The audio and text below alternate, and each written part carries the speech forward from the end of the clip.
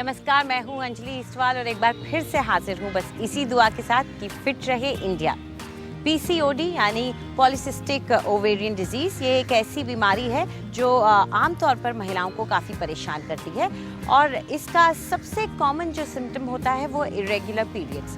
लेकिन हमारी skin specialist का कहना है कि कुछ ऐसे सिम्टम्स हैं जिनका अगर आप ख्याल रखें, जो आपकी त्वचा पर नज़र आते हैं, तो उससे भी आपको पहले ही पता चल सकता है कि आपको शायद ये बीमारी हो। पीसीओडी अदरवाइज उसे हम पॉलीसिस्टिक ओवेरियन डिजीज़ कहते हैं, फॉरेन कंट्रीज़ में उसे हम पॉलीसिस्टिक ओवेरियन सिंड्रोम के नाम से जानते हैं। उसमें कई सारी चीज़ें इन्वॉल्व होती हैं। ओवरी में मेनली प्रॉब्लम्स आती हैं जिसमें कि ओवरी में फॉलिकल्स बन रहे होते हैं लेकिन ओवम रिलीज़ नहीं हो रहे होते हैं, तो बहुत सारे सिस्टिक लेजन्स ओवरी में डेवलप हो जाते हैं। बेसिकली ये गायनी की कंप्लेंट है, बट स्किन के ऊपर बहुत सारे इसके इफ़ेक्ट्स आने शुरू हो जाते हैं, जैसे कि पिंपल्स आना। एक एज के बाद भी पिंपल्स अगर परसिस्ट कर रहे हैं, मान लीजिए 25 ईयर्स के बाद भी पिंपल्स परसिस्ट कर रहे हैं और लोअर फेस पे पिंपल्स ज़्यादा आ रहे हैं, तो ये एक सिम्टम हो सकता है पीसीओडी का। प्लस हमारी हेयर, फेस पे हेयर, जिसे हम हिर्सुटिज्म कहते हैं, एक्सेसिव अपर लिप्स पे, चिन पे या फिर साइड लॉक्स के एरियाज़ में अगर हेयर आ रहे हैं तो ये भी एक सिम्टम हो सकता है।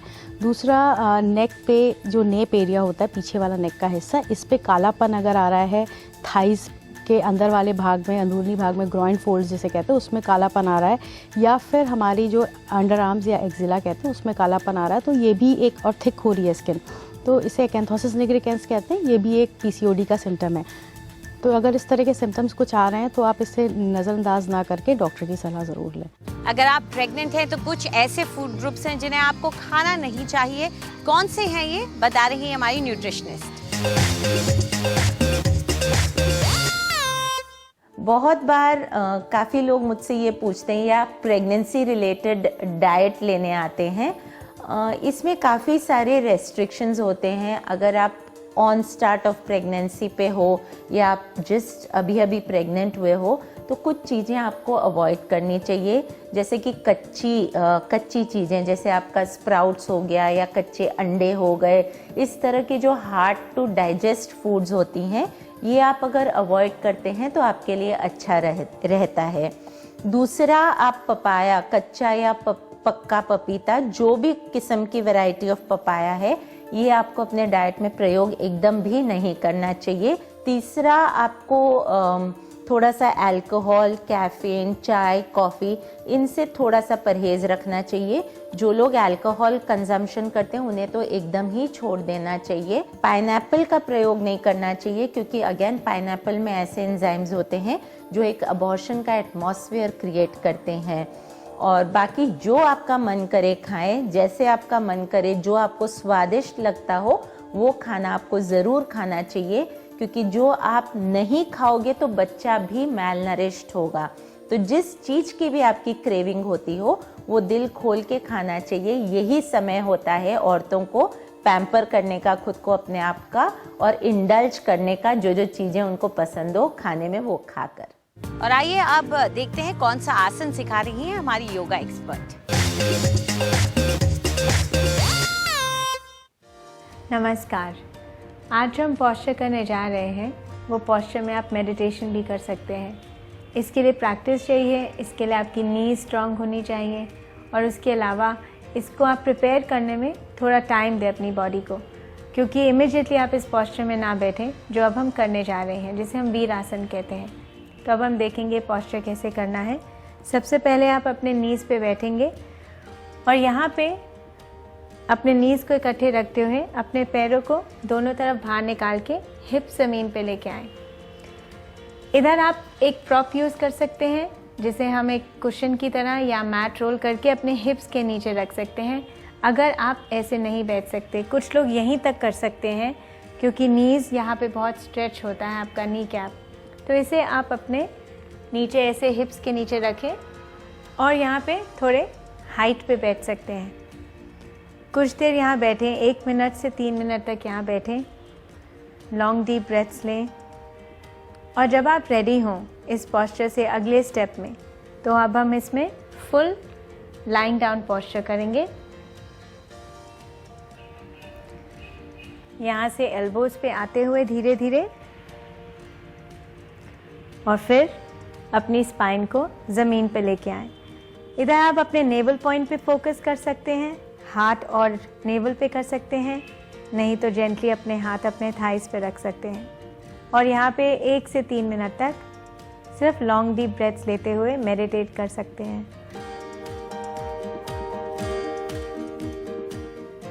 और फिर धीरे धीरे वापस रिलीज़ करेंगे। एल्बोज को नीचे ज़मीन पे रखेंगे, एंकल्स के ऊपर हाथ रखें या हील्स पे और अपनी बॉडी को ऊपर लेके आए और वापस सिटिंग पोस्चर में आए। चाहे तो आप कुशन को पीछे रखते हुए भी उसके ऊपर लेट सकते हैं। आज के लिए इतना ही। नमस्कार। हमारी ब्यूटी एक्सपर्ट आज उन पुरुषों के लिए कुछ टिप्स लेकर आई हैं जिनको ड्राइनेस के बाद पिंपल्स हो जाते हैं।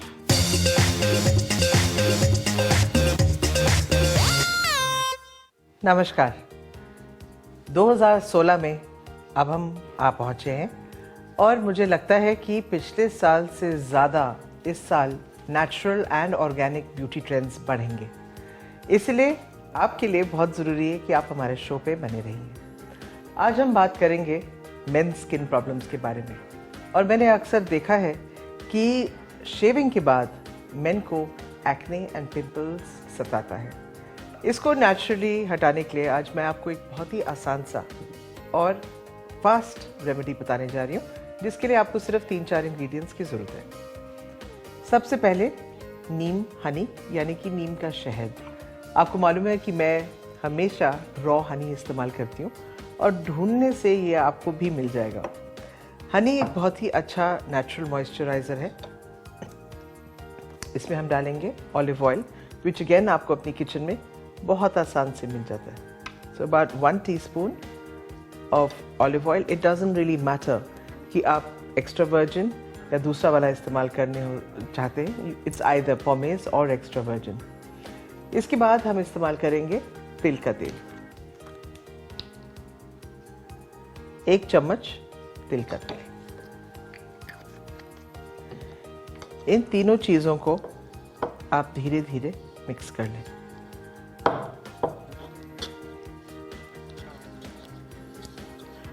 और आप देख रहे हैं कि जो ऑयल है it takes a little time to come and mix into the Honey.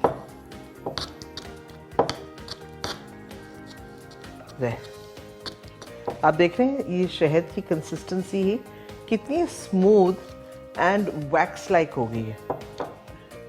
And इसमें हम आखिरी इंग्रेडिएंट डालेंगे। Smells wonderful. It's geranium.